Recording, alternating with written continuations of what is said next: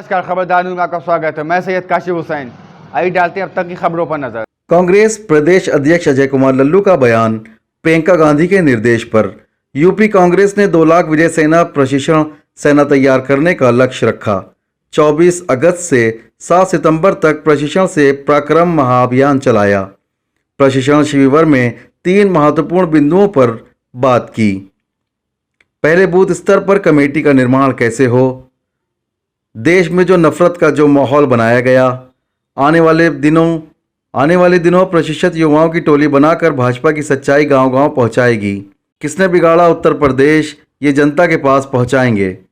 32 साल से प्रदेश में कांग्रेस की सरकार नहीं आई। कैसे उत्तर प्रदेश का यहाँ की सरकारों ने बेड़ा गर्क किया है, उसे जनता तक पहुंचाना है। लोग भ्रम फैला रहे हैं कि कांग्रेस सपा बसपा से गठबंधन करना चाहती है। कांग्रेस पार्टी मजबूत इरादों के साथ अकेले चुनाव लड़ने जा रही है। यूपी में कांग्रेस सरकार बना रही है। किसी प्रकार का भ्रम नहीं होना चाहिए। प्रदेश के सह प्रभारी अखिल भारतीय कांग्रेस कमेटी के राष्ट्रीय सचिव आदरणीय श्री राजेश तिवारी जी, उपस्थित मीडिया के चेयरमैन, उत्तर प्रदेश के पूर्व मंत्री रहे आदरणीय श्री नसरुद्दीन सिद्दीकी जी, मीडिया के प्रभारी आदरणीय श्री अशोक सिंह जी, प्रवक्ता भाई अभिषेक जी और उपस्थित हमारे मीडिया के सभी सम्मानित प्रवक्ता साथियों, उपस्थित आए हुए सभी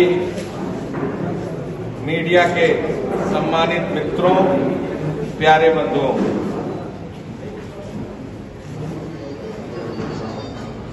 आदरणीय महासचिव दीदी प्रियंका गांधी जी के निर्देश पर उत्तर प्रदेश कांग्रेस कमेटी ने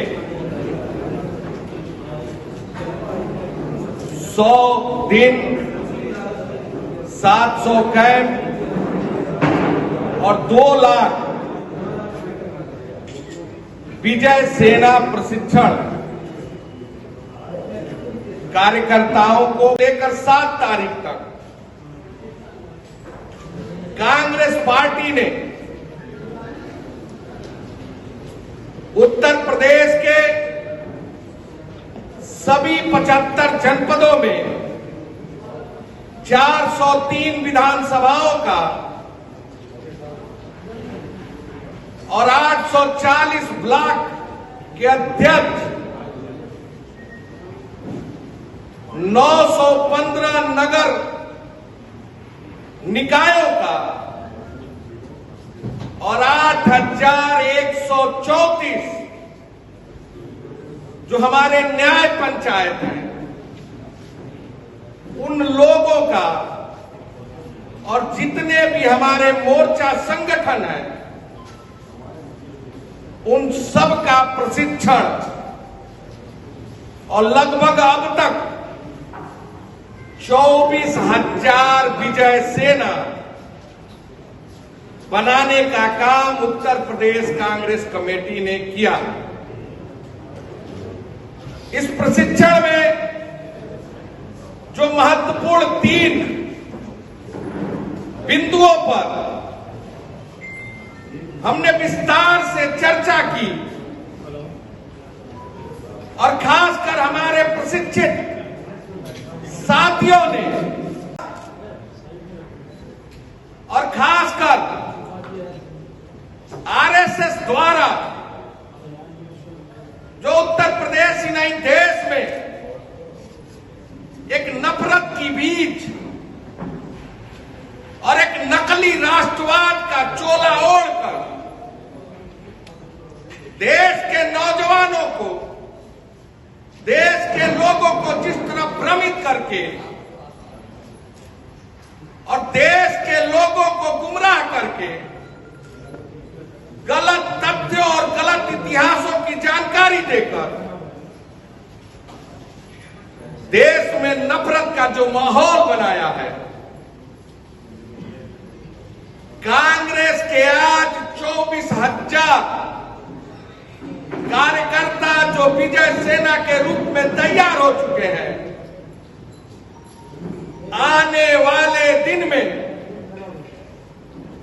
जो हम 2 लाख कार्यकर्ताओं को प्रशिक्षित करके गांव, गली, नगर, मोहल्ले की टोली बनाकर आरएसएस की जो काली इतिहास है, जो इनका कारनामा है, जो माफीनामा है, जो देश के लोगों के साथ। मुख्यमंत्री का आज का जनता दर्शन। मुख्यमंत्री योगी आदित्यनाथ ने आज 8 सितंबर 2021 को अपने सरकारी आवास 5 कालिदास मार्ग पर आयोजित जनता दर्शन में लोगों की समस्याओं को सुना। इस दौरान एक दिव्यांग को देखकर उसकी प्रार्थना पत्र लेकर उसे तुरंत बैसाखी दिलवाई।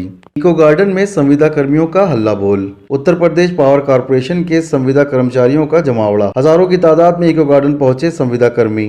पूर्व नोटिस के तहत लखनऊ समेत प्रदेश के 75 जिलों में संविदा बिजली कर्मियों का कार्य बहिष्कार। बीच के ठेकेदारों को हटाने की मांग।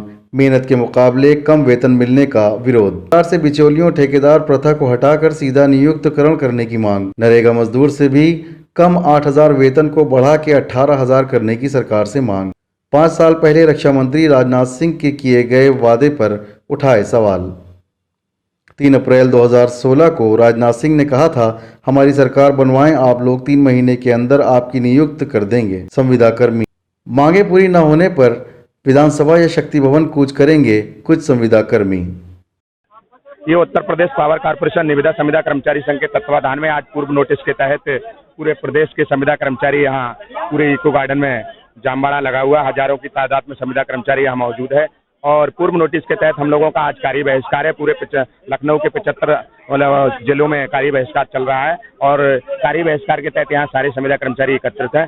आप लोगों के माध्यम से मेरा सरकार से यही कहना है कि हम लोगों के बीच से ठेकेदारी प्रथा को खत्म किया जाए, बिचौलियों को हटाया जाए और सीधा विभाग से हम लोगों को नियमितीकरण किया जाए। और सरकार अगर ये भी नहीं कर सकती तो सरकार हम लोगों को मास्टर रोल या वर्क चार्ट के तहत वेतन दे, और सरकार ये भी करना नहीं चाहती है तो सरकार सीधा हम लोगों को बहुत ही दयनीय स्थिति है। 8,000 9,000 में हम लोगों का कोई काम नहीं चल रहा है और ये 8,000 9,000 न्यूनतम वेतन से बहुत कम है, यानी कि नरेगा मजदूर जो है उनसे भी वेतन ये कम है। और इसको हटा करके सीधा सरकार अगर करना चाहे तो 18,000 हम लोगों का वेतन कर दे, जिससे कि हम लोगों का पालन पोषण हो सके। और मैं आपको एक बात और बताना चाहूंगा कि 3 अप्रैल 2016 के लिए भारतीय जनता पार्टी के जो पदाधिकारियों उन लोगों ने झूलेलाल पार्क में एक रैली आयोजित की थी और उसमें तत्कालीन गृह मंत्री आदरणीय राजनाथ सिंह जी ने कहा था कि आप लोग वादा किया था कि आप लोग हम लोगों की सरकार बनवाइएगा, सरकार बनते ही हम आप लोगों को नियमित कर देंगे।